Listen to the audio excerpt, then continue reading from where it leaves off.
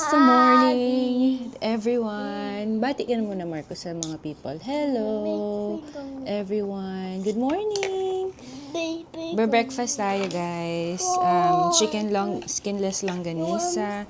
Ang bango, guys. Tsaka, hala, naka-noodles ka na naman. Lagot ka kay Lola mo.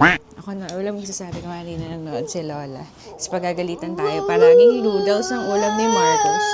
Opo. Malungkot siya. Kasi hindi niya makain kasi mainit pa, guys. Oh, 'di ba? Kita niya mausok-usok. So today, guys, so excited ako. Excited kami. Hindi naman. Ito na. Kasi bakit naman inidelay ang kanyang breakfast? Guys, today ay nakaschedule si Marcos. Ito na. Sus, grabe ang luha. Kita niyo ba yun? Tingnan niyo naman. Ang luha ng bata. Happy na siya. Basta pakainin niyo lang siya. Huwag niyo lang siyang gugutomin, guys. Kasi ibang usapan yan. So, ngayon nga, finally, yay! Ma-assess na si Marcos today. So, nakaschedule siya for assessment.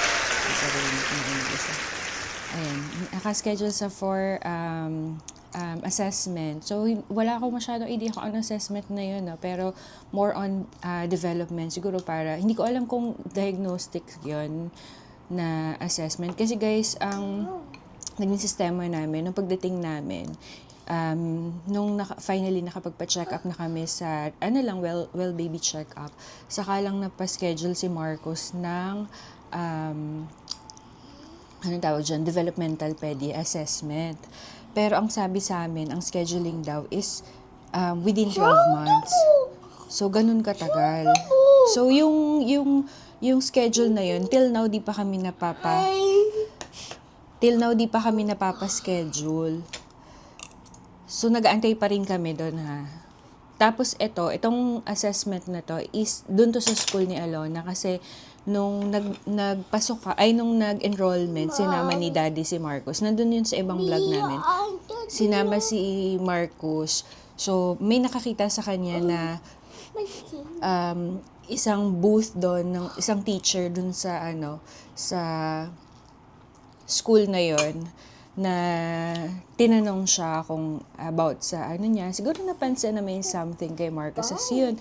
At awa naman ng instrument siya. Ginamit siyang instrument ni Lord para, diba? Kahit paano, mapaschedule na namin siya. So, ang nangyari, nag-send sila ng email, tapos may mga sinagutan kami about concerning ng development niya, ano mga napapansin namin. Basta mga questionnaire siya. So, ayun. Tapos mamaya, hindi ko rin alam kung anong mangyayari. Pero today yung schedule na 12:30. So, pupuntahan namin sa isang school dito. Anong pangalan ng school? Malapit lang dito sa amin eh. River Spring Elementary School yung pupuntahan namin mamaya. So, ayun, pag-pray natin na maging maayos yung kanyang at sana finally maintindihan din na mabagal ang serbisyo. Maintindihan din namin finally kung anong condition na meron siya at saka kung anong mga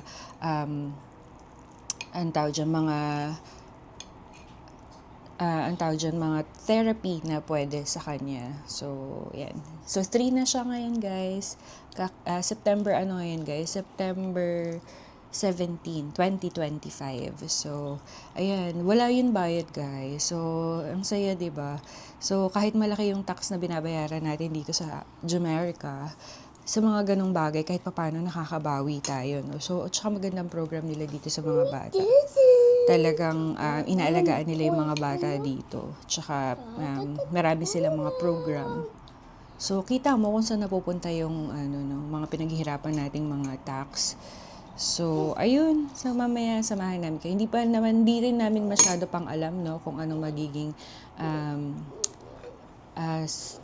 condition or anong magiging sistema. Pero, ayan, yun muna yung masishare ko for now. So, mamaya samahan niyo kami ni Marcos. So, ayan, kain muna kami. Kain tayo, guys. Hi guys! So, ayun na, natapos na yung yung assessment ni initial assessment. So, guys, nakatulog si Marcus. Ayan. Ayan guys, nag-sleep siya. Sarap ng tulog niya. Kasi sa biyahe, nakatulog siya. Ang aga niya kasi nagising. Anyway, may psychologist, tatlo silang nag-interview sa akin guys. So, nagtanong lang sila. Dito kami sa school. Ayan. Ito sa Riverdale. River Spring pala. River Spring Elementary School. Ayun, hinanong lang nila ako. Mostly, parang parehas lang din dun sa mga tanong dun sa questionnaire na sinend nila. Tapos yun, siguro para mas maigi kong ma-explain kaya personal. Tapos may assessment ulit siya na isa-schedule nila. Tapos yun dun na daw magde-determine kung kailangan niyang pumasok ng school or may pupunta sa bahay para i-therapy siya, mga ganun. So, ayun, okay naman. Magaganda yung mga tanong nila. Talagang inaalam nila kung ano yung condition ng bata. Ayan, mga ganyan. Hindi ko na maalala ibang tanong. Basta yung usually ganun, ano mga napapansin mo, paano siya nagko-cope, pag na-stress siya, anong ginagawa niya pag na-stress siya, ganyan. So, basically, inaalam nila kung ano yung, basta kung anong kondisyon ng bata. Anyway, kung matandaan, no, ang hirap kasi mag-explain sa English, pero awa naman ng Diyos na iraos. Guys, muntik na ako malate kanina, kaya hindi na ako nag-video kasi, namali ako ng pasok. Dito ako sa likod nakapark. Hindi ka basta-basta makakapasok sa school. Buti na lang, dun sa isang pinto, merong teacher na dumaan. Kinatok ko na yung pinto nila para makapasok. So, ayun. So, sabi nila isasend nila sa amin yung email kung ano yung mga napag-usapan namin at kung kailan ulit yung susunod na assessment. So, ganun guys. Abangan ulit natin ang susunod na kabanata sa awesome journey ni Marcus. Hello guys! So, nandito ayan sa Goodwill. Ayan, sa Goodwill tayo. Bali, kasi tapos na yung assessment ni Marcus, medyo maaga pa, 1:30. Ang sunduan natin kay Elona dun sa may school bus na drop zone ay, 2:45. So, naghahanap ako ngayon ng lamesa para dun sa aking art room. So, sana makakuha ko sana yung simpleng white lang na kakasya dito sa sasakyan. So, ayan guys. So, tinulugan lang ni Marcus ang kanyang assessment dahil ang haba ng kanyang ang aga niya nagising. So, pagdating namin, sa biyahe pa lang, tulog na siya. Pagdating namin, hanggang matapos na lang yung assessment, tulog siya. So, ako na lang yung tinanong ng mga teacher, ng mga nag-evaluate. Tatlo sila, tapos walang ibang tao guys, ako lang. So, ganun siguro talaga, pag nagsischedule ng pag may mga assessment sila, talagang one-on-one as in. So, siguro maganda sana kung nakita nila si Marcus, pero dahil wala, di okay na. So, kami na lang yung nag-usap ng mga teacher, ganyan. Pati may psychologist doon. Tapos, yun, basta marami silang may questionnaire sila habang tinatanong nila ako about kay Marcus sa development niya, ano mga napapansin namin sa kanya. Ayun, tinatype nila, tapos sabi nila, i-forward nila sa akin yung email. So, kung ano man yung magiging resulta noon, ay i-forward nila. Pero guys, hindi pa yun yung parang parang siguro initial pa lang yun. Kasi sabi nila, ang talagang school na naka-assign kay Marcos is yung school na malapit sa amin. So, ito kasi 13 minutes away yung school na pinagpuntahan namin kanina eh. So, yung kanina, di ko lang sure kung gaano kalayo yun sa bahay, pero doon talaga kami. So, doon nila parang malalaman kung kailangan niyang pumunta ng school or siya ang pupuntahan sa bahay, mga ganyan. So, ayun. So, ngayon gising na siya.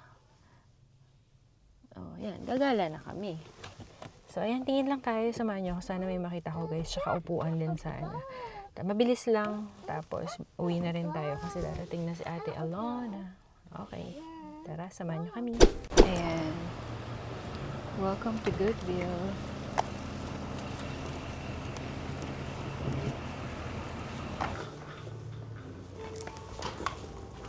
Is $4. Maganda to. Kunin natin.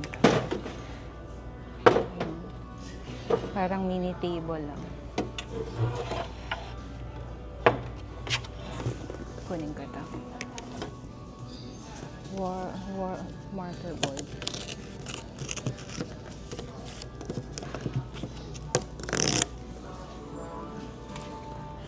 Ito, Yes. Pero may ganyan na si Marcos eh.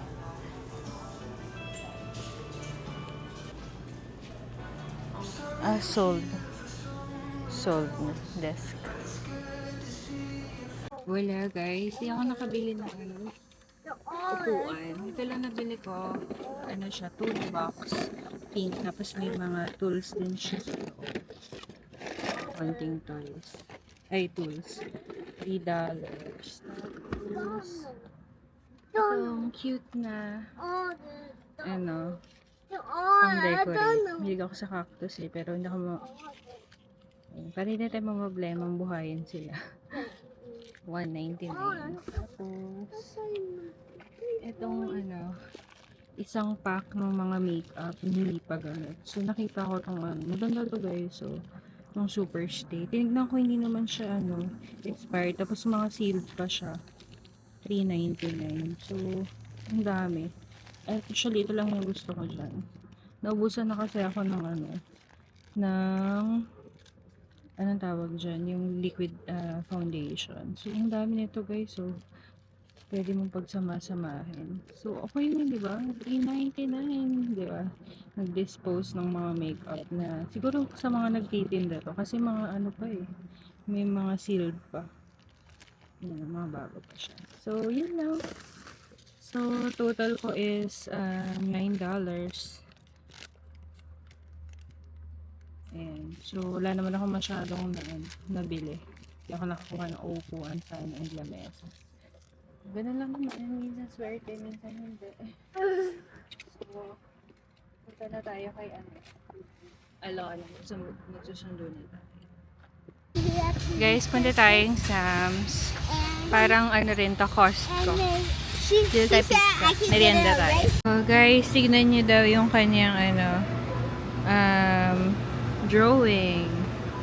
Art featuring Pepsi. Ayan. Ito kami sa Sam's. Hi! May merienda lang na pizza. Malapit lang to sa amin. Kapit-bahay lang namin tong Sam's. Kain tayo guys. Tinako na ni Mark. Say hi, Alana. Ayan, yung mga schoolgirls natin, pagod sila. Hi guys! At gutom, kaya papameriendahin natin. Ayan guys. Parehas lang sa parehas lang dun sa atin sa Pilipinas. Ano nga yun? Landers ba yun? Tsaka ano pa yung isa? Yung mga nabibili dito halos parehas lang din. Di ba may ganito din sa atin? Sarap dito guys yung pizza, tsaka mura lang. $8 lang ito. Ay, 9.